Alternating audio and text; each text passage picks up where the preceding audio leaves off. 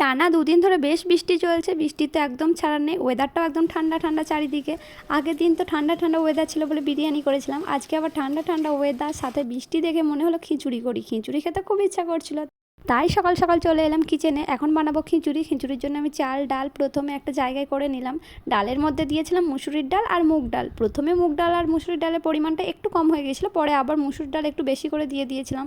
ডালটা একটু কম হলে খেতে ভালো লাগে না। আর অনেকে আতপ চালের খিচুড়ি খেতে ভালোবাসে, আমার হাজব্যান্ডও ভালোবাসে, বাড়ির সবাই, কিন্তু আমার আবার ভাতের চালের খিচুড়ি খেতে বেশি ভালো লাগে। তাই আমি খিচুড়ি করলে বেশিরভাগ সময় এই মিনিকেট চাল দিয়ে খিচুড়ি করে থাকি। ওইদিকে চাল ডালটা একটা বাটিতে ভিজতে দিয়েছিলাম, তারপরে এদিকে শাকসবজিগুলো কেটে নিলাম। বাড়িতে খিচুড়ি হবে, সব সবজি বাড়িতে ছিল না, তাই কিছু সবজি আমার হাজব্যান্ড বাজার থেকে নিয়ে এসেছে, যেমন বাঁধাকপি, পালং শাক এগুলো।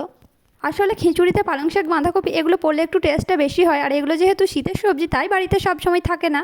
প্রথমে প্রেসার চাপিয়ে চুলোতে তেলটা কিছুক্ষণ গরম করে নেওয়ার পর সব সবজিগুলো একে একে দিয়ে ভেজে নিয়েছিলাম। তারপর শেষে চালটা দিয়ে কিছুক্ষণ চাল ডালও ভেজে নিয়েছি।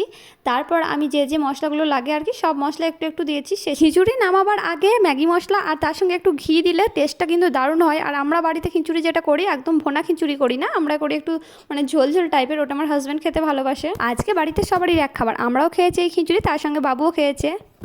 খিচুড়ি তো করেছিলাম ঠিকই, কিন্তু ইচ্ছা ছিল যে খিচুড়ির সঙ্গে অনেক রকম ভাজাভুজি কিছু করব, কিন্তু হঠাৎ করে আমার হাজব্যান্ডের অফিসে তাড়া পড়ে যায়, যার কারণে ভাজাভুজিগুলো আর করার টাইম পাইনি। আর সে খাবে না, তাই আমরাও আর করিনি নিজেদের জন্য। রান্নাবান্না সারার পরে কিছু টুকিটাকি কাজ ছিল, সেগুলো সেরে এখন বসেছি দুপুরের খাবার খেতে। আর বাড়িতে খিচুড়ি হলে আমরা সাধারণত এই ধরনের খিচুড়িই করে থাকি, খেতে দারুণ টেস্ট হয়।